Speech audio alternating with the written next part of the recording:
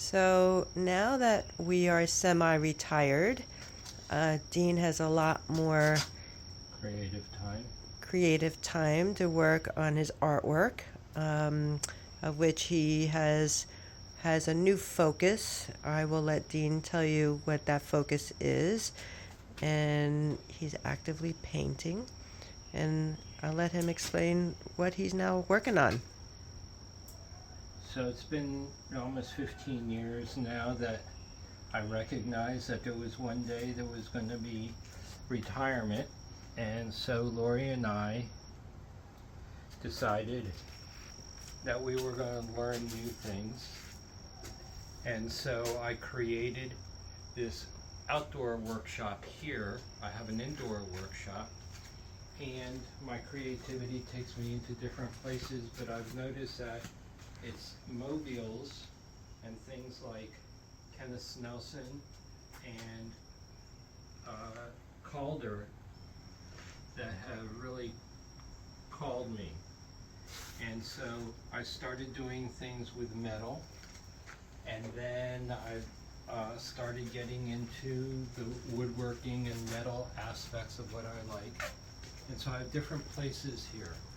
Inside is where I do my smaller craft and some of the painting.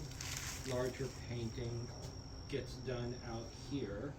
You may notice that I was, and remember that I was once a surgeon, so I've taken... Well, you'll always have been a surgeon. ...surgical gurneys and made them into mobile tables. Now what I'm doing is several projects all at once. I'm finishing the project that Lori showed you, the one with the big octopus on the top. No, I haven't showed them yet.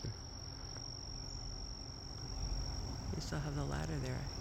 So that's, I know, he added the octopus today, but it's hard to see. I'll have to do a close-up because you're seeing two pieces at the same time here.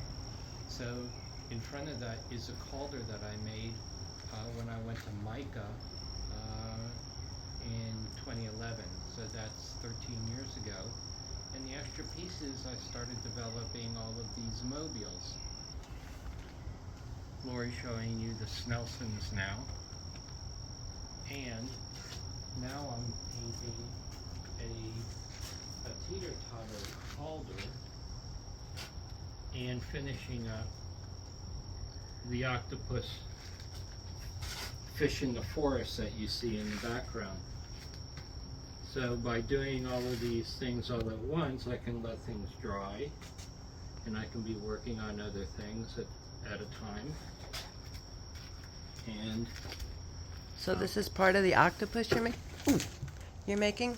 Yeah, you'll see that there's a couple of places that are kind of transparent, and I thought that it would look good, but it doesn't look so good. So I am making jellyfish. Oh, I see. And you can see this jellyfish has gone like this. But this jellyfish is going like this. Oh. And then I'm hanging it with some crystals below it so it looks like a jellyfish. Oh, I see. We're looking at them upside down, actually. That's the top of them. Right. Oh, I see. So it should be really like that. So that was that. And because it's right at the right time and Lori wants to film, I am going to flip this one over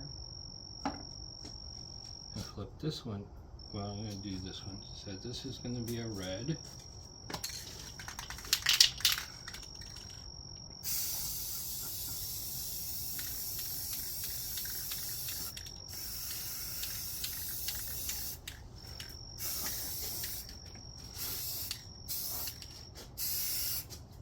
But this is a whole nother mobile.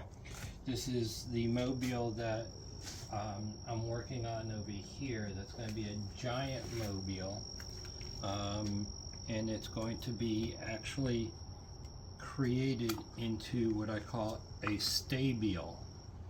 What is a stabile? A stabile is Calder's ground pieces, okay, that only subsequently did he actually start putting some of his fans and mobile pieces that go like this. So that's what I'm working on with the two different sides. This is the larger, rounder side. These pieces over here, which I can show you working on them, okay, are much more complicated because of the need for them to move up and down all 360 degrees and be balanced all at the same time. These are fun because only a wisp of wind will push them. And it's taken me many, many hours and many of these mobiles, okay, to figure out how to do these things. So some of the things that he creates are interesting fans like this, or round fans, or like upstairs you'll see pieces that fit inside each other like this.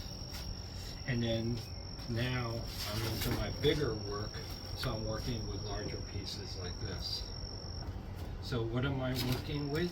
Interestingly enough, I found the absolutely best project material to work with, okay, that can bend a little bit, but is stiff enough to hold by itself, has been PVC sheeting. It cuts easy, it sands easy, it paints easy, it's relatively light, and then you can see I make little pieces. I don't know where I'm going to use them, but everything